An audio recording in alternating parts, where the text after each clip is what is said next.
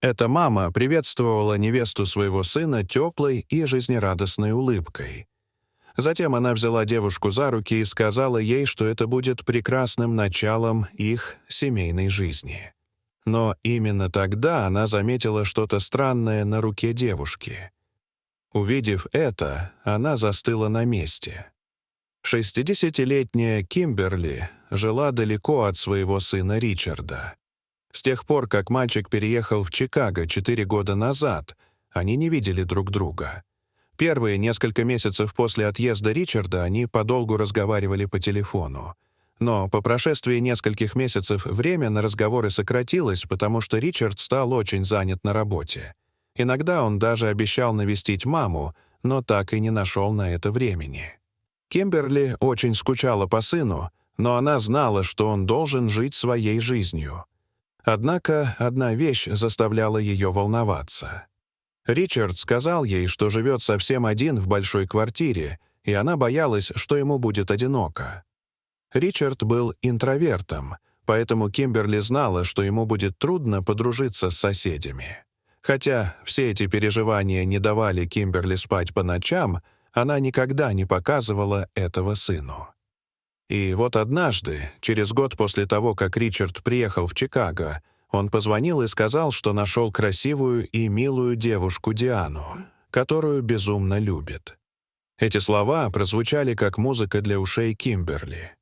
Ричард никогда не рассказывал ей ни о какой девушке, поэтому она знала, что это была особенной. Но на самом деле в истории этой девушки было нечто большее, чем кажется на первый взгляд. Несколько лет спустя Ричард сообщил Кимберли, что попросил Диану выйти за него замуж, и они уже назначили дату свадьбы. Новость обрадовала Кимберли, и она немедленно начала готовиться. Она купила несколько подарков для молодоженов и даже написала красивые слова, которые хотела бы сказать своей невестке. Но вскоре все это будет волновать ее меньше всего. Ричард и Диана решили, что отправятся домой, чтобы отпраздновать свадьбу. Когда они сообщили об этом Кимберли, она обрадовалась, что ей не пришлось ехать так далеко. Хотя это также означало, что ей пришлось очень много работать, чтобы подготовить все к свадьбе, она не возражала. Она делала все, что от нее требовалось, охотно и с радостью. Вскоре настал день свадьбы, и Кимберли, надев свое лучшее платье, элегантно направилась к месту проведения бракосочетания. Несмотря на то, что Кимберли несколько раз разговаривала с Дианой по телефону, она даже не видела ее фотографий, поэтому ей не терпелось увидеть девушку, которую ее сын собирался взять в жены. Когда Кимберли добралась до места встречи, она заметила своего сына, бросилась к нему и нежно обняла. Она очень гордилась им, но следующий человек, которого она увидела, испортил этот блаженный момент.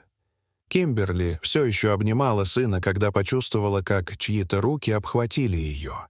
Обернувшись, она увидела самую красивую женщину на свете, одетую в белое струящееся платье. Девушка сияла счастливой улыбкой и сказала: «Меня зовут Диана». Кимберли ответила: «Ты такая красивая, милая». Затем она схватила ее за руки и уже собиралась сказать что-то приятное, когда ее взгляд упал на то, что заставило ее замереть.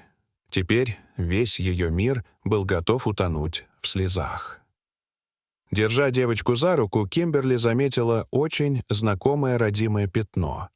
Она была так напугана, что у нее задрожали руки.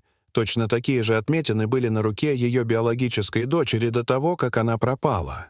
Кимберли не видела свою дочь много лет, и все обидные чувства, которые она подавляла, с новой силой вырвались наружу. Затем она взяла Диану за руку и пристально посмотрела в ее вопрошающие глаза. Вглядываясь, Кимберли подумала: «Неужели это моя пропавшая дочь?» Чем больше она вглядывалась, тем больше замечала поразительного сходства между этой невестой и своей давно потерянной дочерью. Но Кимберли знала, что единственное, что могло ей сейчас помочь, это не внутреннее убеждение, которое она испытывала. Ей нужно было нечто большее. Ей нужны были доказательства. Она не могла даже осмелиться сказать что-либо, что могло бы поставить под угрозу свадьбу, особенно когда доказательств еще не было.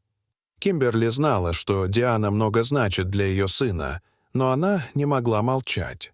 Поэтому Кимберли спросила Диану, где сидят ее родители, и девушка проводила ее туда. После того, как семья обменялась приветствиями, Кимберли спросила, может ли она поговорить с родителями наедине. Она сделала очень глубокий вдох и тихо спросила их, удочерили ли они Диану. Услышав это, супруги сразу же покраснели. Откуда эта женщина узнала? Они никогда никому не рассказывали правду о Диане. Супруги переглянулись и молча обменялись взглядами. Затем мать Дианы сказала то, что усилило страхи Кимберли. «Да, мы удочерили нашу любимую Диану». Кимберли даже не стала дожидаться, что они скажут дальше. Она начала тяжело дышать и спросила, «Знаете ли вы ее биологических родителей? Как ее удочерили? Сколько ей тогда было лет?» Она схватила мать Дианы за руки и отчаянно сжала их. «Как ее удочерили? Какова ее история?» Она снова спросила. Теперь родители Дианы поняли, что что-то не так. Была ли эта женщина кем-то вроде детектива? В чем бы ни заключалось дело, они больше не могли скрывать правду. Поэтому они все рассказали. Они сказали Кимберли, что нашли Диану на улице и приютили ее. Несмотря на то, что они сообщили в полицейский участок, никто не выступил с заявлением. Поэтому они удочерили ее на законных основаниях. Услышав все это, Кимберли была ошеломлена и разрыдалась. В тот момент, когда она посмотрела в глаза Дианы, она поняла, что это ее пропавшая дочь. Вскоре еще одно открытие подтвердило ее подозрения. Пока родители обсуждали это, никто из них не знал, что Диана обращает на них внимание. Сначала она наблюдала издалека, но когда Кимберли начала плакать, она придвинулась к ним поближе и подслушала. Затем Диана услышала, как Кимберли сказала, «Моя биологическая дочь пропала 20 лет назад, когда мы всей семьей отдыхали в Алабаме. У нее точно такие же родинки на руках, как у Дианы. Ее голос, губы, глаза — все в точности, как у моей маленькой девочки». Когда Диана услышала слова своей мамы, она больше не могла сдерживаться, громко закричала и побежала к ним. День, который она считала самым счастливым, вот-вот превратится в кошмар. Если эта женщина действительно была ее биологической матерью, то это означало только то, что она была сестрой Ричарда, и свадьбы не будет. «Это правда? Меня удочерили?» — спросила Диана со слезами на глазах, когда подошла к ним. Затем родители Дианы сказали, «О, милая, мы не хотели, чтобы ты узнала об этом таким образом. Мы нашли тебя в Алабаме. Мы искали твоих родителей, но никто не объявился. Мы не могли оставить тебя. Нам очень жаль». Все еще пребывая в шоке, Диана повернулась и посмотрела на женщину, которую все теперь называли ее родной матерью. Присмотревшись, она увидела, насколько она на самом деле похожа на нее. Кимберли заговорила первой. «Даже когда я думала, что случилось самое худшее, я все равно ждала тебя. Я так долго ждала этого дня. Я продолжала надеяться, что снова увижу тебя». Кимберли плакала и держала Диану за руки.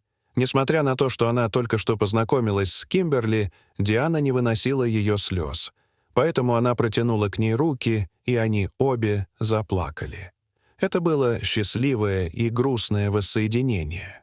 Но нужно было ответить только на один вопрос: что будет с женихом и невестой?